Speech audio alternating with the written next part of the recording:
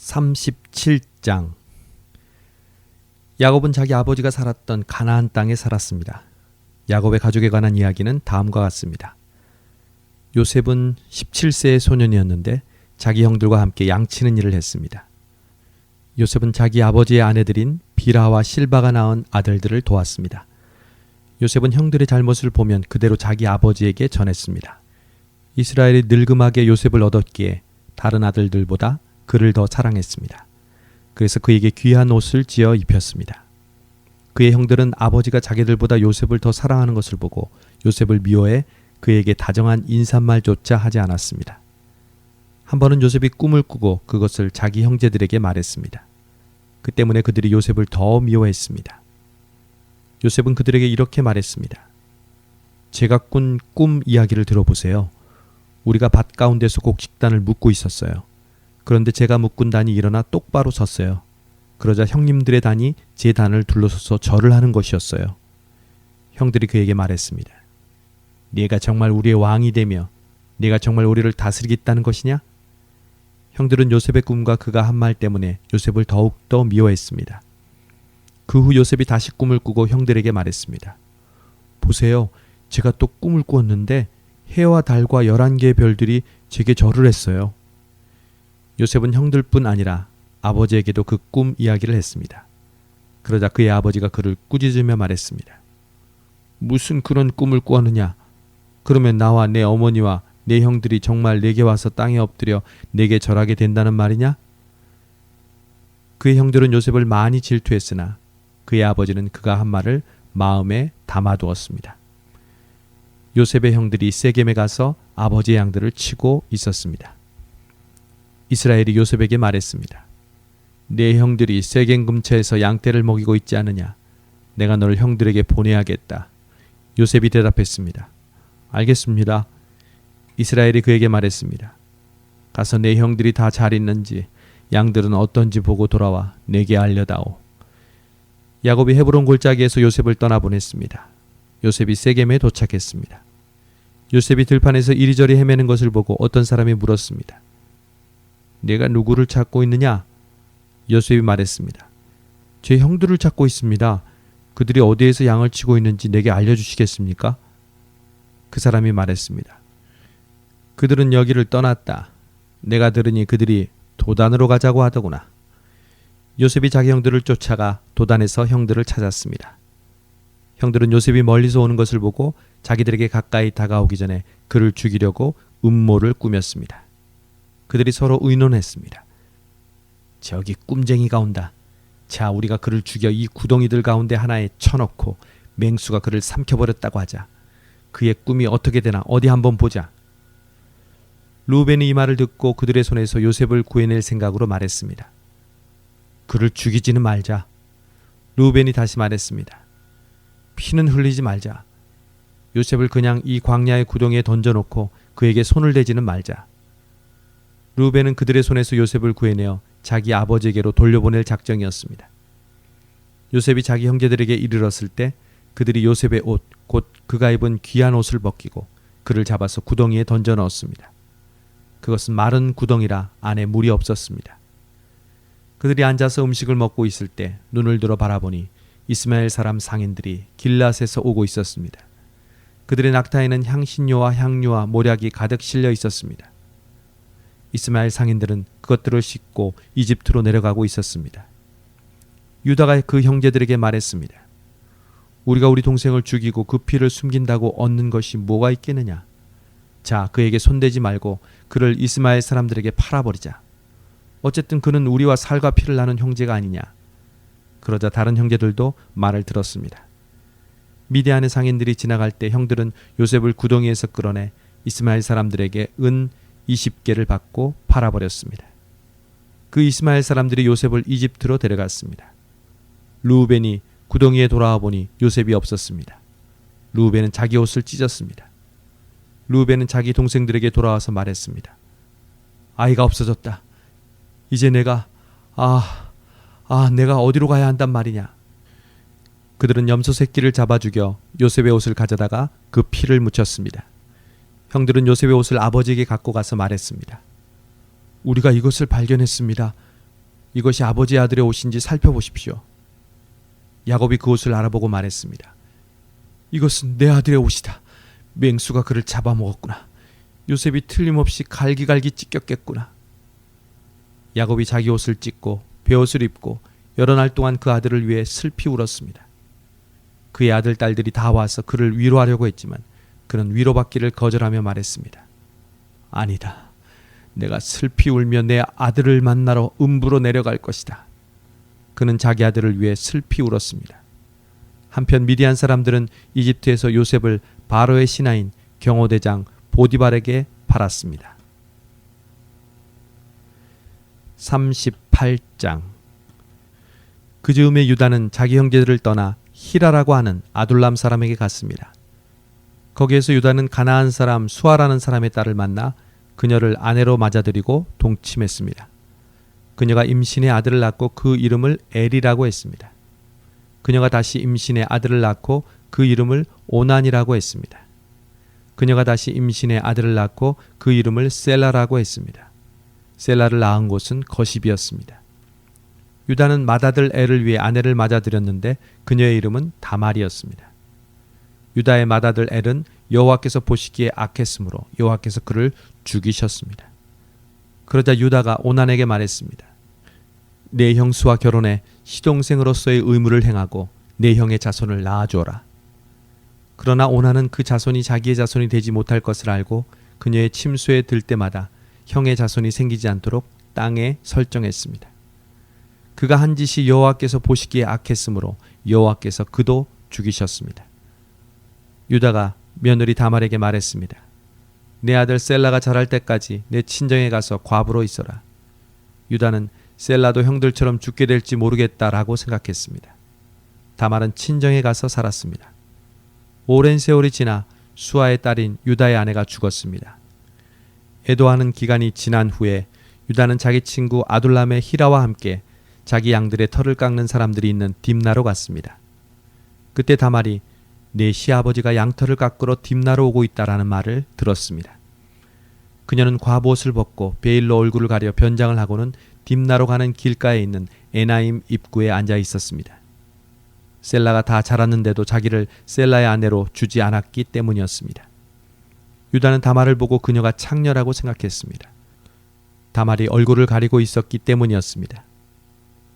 유다가 길에서 벗어나 다말에게 다가가서 내가 너의 침소에 들어가야겠다 라고 말했습니다. 그는 그녀가 자기 며느리인 줄을 몰랐습니다. 다말이 물었습니다. 제게 들어오시는 대가로 제게 무엇을 주시겠습니까? 유다가 말했습니다. 내 가축 가운데 염소 새끼 한 마리를 보내주겠다. 다말이 말했습니다. 그것을 주실 때까지 담보물을 제게 주시겠습니까? 유다가 말했습니다. 담보물로 무엇을 내게 주었으면 하느냐? 다말이 대답했습니다. 가지신 도장과 도장끈 그리고 손에 갖고 계신 지팡이를 주십시오. 그는 다말에게 그것들을 주고 그녀와 잠자리를 함께 했습니다. 다말이 그로 인해 임신하게 됐습니다. 다말은 일어나서 떠났습니다. 그녀는 베일을 벗고 다시 과부의 옷을 입었습니다. 유다는 그 여자에게 담보물을 되돌려 받으려고 자기 친구인 아둘람 사람 편에 어린 염소를 보냈습니다. 그러나 그는 그 여자를 찾지 못했습니다. 유다의 친구는 그곳 사람들에게 물었습니다. 여기 길가 에나임에 있던 그 창녀가 어디 있습니까? 그들이 말했습니다. 이곳에는 창녀가 없습니다. 그가 유다에게로 돌아가서 말했습니다. 그 여자를 찾지 못했네. 게다가 그곳 사람들이 말하길 이곳에는 창녀가 없습니다라고 하더군. 유다가 말했습니다. 그 여자가 가진 것을 갖도록 그냥 놔두세. 그렇지 않으면 우리가 웃음거리가 될 테니 말이야. 어쨌든 나는 이 어린 염소를 보냈는데 다만 자네가 찾을 수 없었던 것뿐일세. 석 달쯤 지나서 유다에게 대개 며느리 다말이 창녀짓을 하다가 임신을 했소 라는 소식이 들렸습니다. 유다가 말했습니다. 그녀를 끌어다가 불태워버려라. 그녀는 끌려 나오면서 시아버지에게 전가를 보냈습니다. 저는 이것들의 임자 때문에 임신한 것입니다.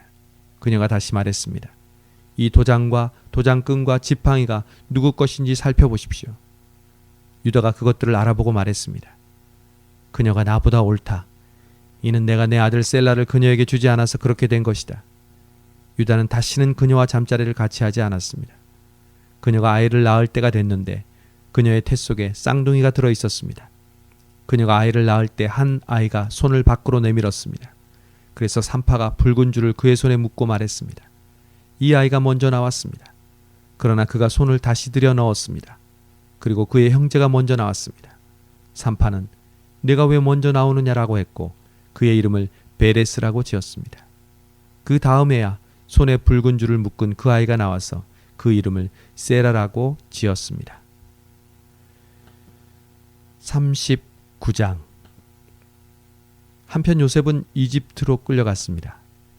보디발이 요셉을 그곳으로 끌고 간 이스마엘 사람들로부터 요셉을 샀습니다. 보디발은 이집트 사람이며 바로의 신하인 경호대장이었습니다. 여호와께서 요셉과 함께 하심으로 요셉은 형통하게 됐습니다. 요셉은 이집트 사람의 주인의 집에 머물렀습니다. 요셉의 주인은 여호와께서 그와 함께 하시고 그가 하는 일마다 여호와께서 잘 되게 해주시는 것을 보았습니다. 요셉은 주인의 눈에 들어 가까이서 그를 섬기게 됐습니다. 보디발은 그에게 집안일을 맡기고 자기가 가진 것을 다 관리하게 했습니다. 그가 요셉에게 자기 집안일과 자기가 가진 것을 다 맡긴 때부터 여호와께서 요셉 때문에 그 이집트 사람의 집에 복을 내리셨습니다. 여호와의 복이 집안에 있는 것에나 들에 있는 것에나 보디발이 가진 모든 것에 내렸습니다. 그래서 그는 모든 것을 요셉에게 맡겨두고 자기가 먹을 것 외에는 아무것도 신경 쓰지 않았습니다. 요셉은 외모가 아름답고 얼굴이 잘생긴 사람이었습니다. 얼마 후에 주인의 아내가 요셉에게 눈짓을 하며 말했습니다. 나와 같이 자자. 요셉은 거절하면서 자기 주인의 아내에게 말했습니다. 보십시오. 주인께서는 집안에 있는 것들에 대해 제게 전혀 간섭하지 않으시고 자신이 가진 모든 것을 제게 맡기셨습니다. 이 집에서 저보다 큰 사람이 없습니다. 내 주인께서 제게 허락하지 않으신 것이라고는 마님밖에 없는데 그것은 마님은 주인의 아내이기 때문입니다. 그런데 제가 어떻게 그렇게 악한 짓을 저질러 하나님께 죄를 짓겠습니까? 그녀가 날이면 날마다 요셉에게 끈질기게 요구했지만 요셉은 그녀와 함께 자기를 거절했을 뿐만 아니라 함께 있으려고도 하지 않았습니다. 그러던 어느 날 그가 일을 하러 집 안으로 들어갔는데 마침 집 안에 그 집 하인들이 아무도 없었습니다. 주인의 아내가 요셉의 옷자락을 붙잡고 말했습니다. 나와 같이 자자. 그러나 요셉은 뿌리치며 옷을 그녀의 손에 버려둔 채 집 밖으로 도망쳤습니다. 그녀는 요셉이 겉옷을 자기 손에 버려둔 채 집 밖으로 도망친 것을 보고 집에서 일하는 하인들을 불러 말했습니다. 보라, 주인께서 우리를 웃음거리로 만들려고 이 히브리 사람을 데려왔나 보구나. 이 사람이 내게로 와서 나를 덮치려고 해서 내가 큰 소리를 질렀다. 내가 목소리를 높여 고함치니까 그가 옷을 내 옆에 버려둔 채 집 밖으로 도망쳤다. 그녀는 주인이 집에 돌아올 때까지 그 옷을 곁에 두고 있다가 그에게 이 일들에 대해서 말했습니다. 당신이 우리에게 데려온 저 히브리 종이 저를 희롱하려고 제게로 들어왔습니다. 그런데 제가 고함치는 소리를 듣자 자기 옷을 나한테 버려두고 집 밖으로 도망쳤습니다. 그의 아내가 당신의 종이 내게 이런 짓을 했습니다 라고 말하는 것을 듣자 주인은 크게 분노했습니다. 요셉의 주인은 요셉을 데려다가 왕의 제수를 가두는 감옥에 집어넣었습니다. 요셉은 감옥에 갇혔습니다. 그러나 여호와께서 요셉과 함께 하셨고 그에게 자비를 베푸셔서 요셉을 간수의 마음에 들게 하셨습니다. 간수는 요셉에게 감옥에 있는 모든 사람들과 거기에서 이루어지는 모든 일들을 다 맡겼습니다. 간수는 요셉이 맡은 모든 것에 대해 조금도 간섭하지 않았습니다. 이는 여호와께서 요셉과 함께 하셔서 그가 하는 일마다 형통하게 하셨기 때문입니다. 40장. 얼마 후 이집트 왕 가운데 술 맡은 신하와 빵 굽는 신하가 그 주인인 이집트 왕에게 잘못을 저질렀습니다. 바로는 그의 두 신하 곧 술 맡은 신하와 빵 굽는 신하에게 진노했습니다. 바로는 그들을 경호대장의 집에 있는 감옥에 가두었는데 그것은 요셉이 갇혀있는 감옥이었습니다. 경호대장은 요셉에게 명령해서 두 신하를 시중들게 했습니다. 그들이 얼마 동안 감옥에 갇혀 있었습니다. 감옥에 갇혀 있는 이 두 사람 곧 이집트 왕의 술 맡은 신하와 빵 굽는 신하가 꿈을 꾸게 됐습니다.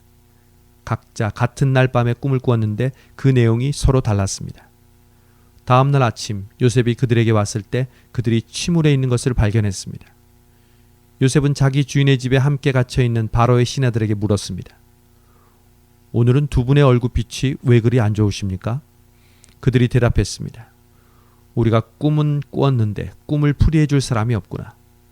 요셉이 그들에게 말했습니다. 꿈을 풀이하는 것은 하나님께 달린 일이 아니겠습니까? 꿈꾸신 것을 제게 말씀해 보십시오.